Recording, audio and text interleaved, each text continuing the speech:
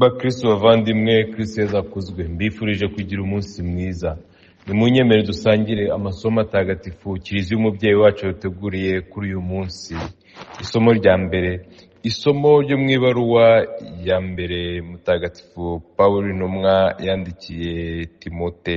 Inkoramutima yanjye mbigutegekeye imbere y'Imana ibeshaho byose n'imbere ya Kristo Yesu wabaye umuhamya uhebuje w'Imana imbere ya Ponsiyo Pilato. Wite ku mategeko, ukomeze kuba umuziranenge n'indakemwa kugeza ku munsi w'ukwigaragaza k'Umwami wacu Yesu Kristo.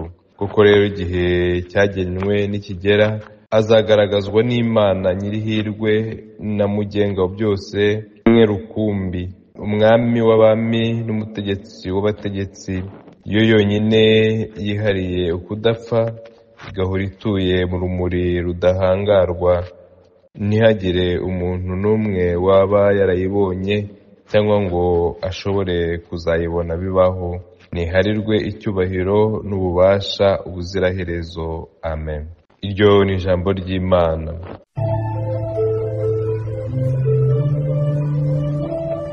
Zaburi.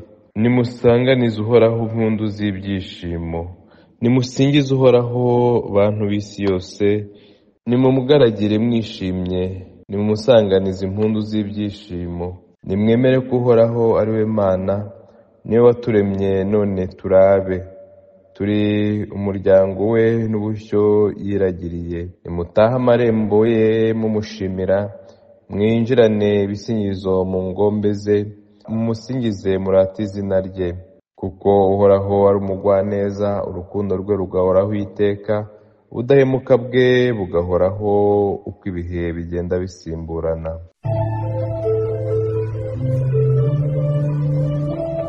Nyagasani Yezu nabane namwe. Amagambo yo mu Ivanjili ntagatifu uko yanditswe na Luka.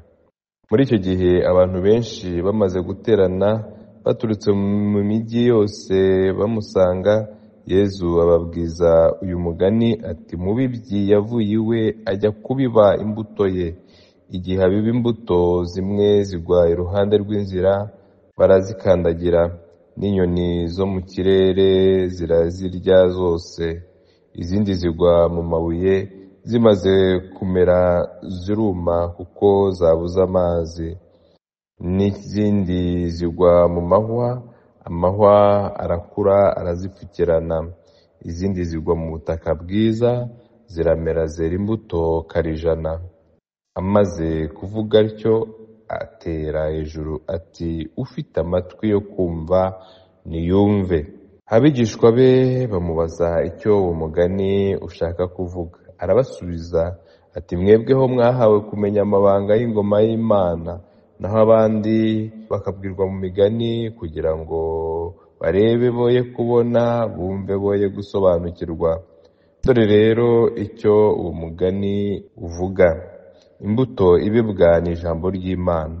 Ameze nk'imbuto zaguye iruhande rw'inzira ni abumva iryo jambo, hanyuma Sekibi akaza akarikura mu mutima wabo, agira ngo batemera bagakira. Abameze nk'imbuto zaguye mu mabuye ni abumva iryo jambo bakaryakirana ibyishimo, nyamara ntiribacengeremo ngo ribashingemo imizi. Ni abemera by'akanya gato, ibishuko byaza bagahita bacika intege. Abameze nk'imbuto zaguye mu mahwa ni abumva ijambo, ariko imihihibikano n'ubukungu n'amaraha y'isi bikabapfukirana, bikababuza kwera imbuto. Abameze nk'imbuto zaguye mu butaka bwiza ni abumva ijambo bakaryakirana umutima ukeye kandi mwiza, maze bakera imbuto nziza babikesha ubudacogora bwabo. Iyo ni Ivanjili ntagatifu.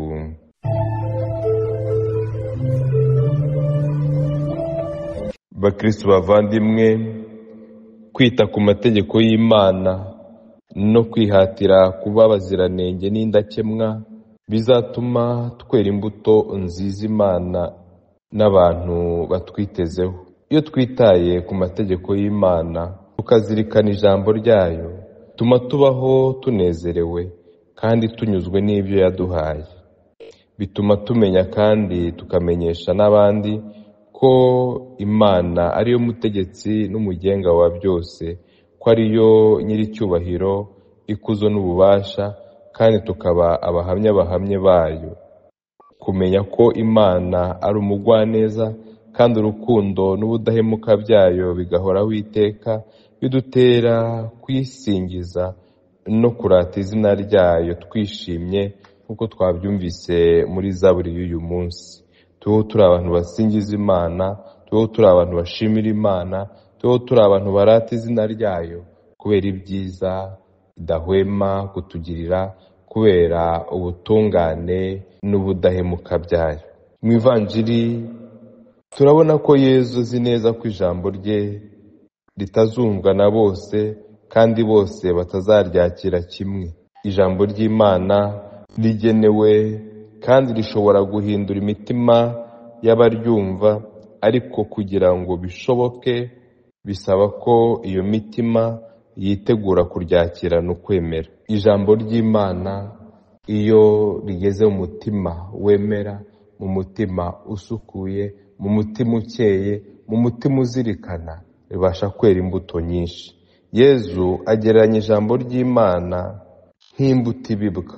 Imbuto iba yifitemo ibintu byose bituma yera, ariko ukwera neza kwayo bigaterwa n'ubutaka ibibwemo.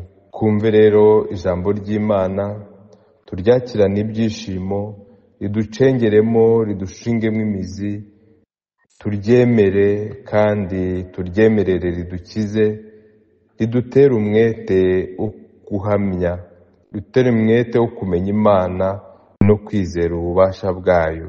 Ijambo ry'Imana twemere rihindure amateka y'ubuzima bwacu. Yezu aradusaba ko imitima yacu yahora ari myiza, ikeye kandi ikereye kumva no kwakira ijambo rye, kugira ngo twere imbuto nziza tudacogora, twere imbuto nziza ubutaretse. Ese umutima wanjye uhora witeguye kumva ijambo ry'Imana? Uhora ufite inyota yo kumva ijambo ry'Imana? Ese umutima wanjye uzirikana ijambo ry'Imana ugasobanukirwa naryo?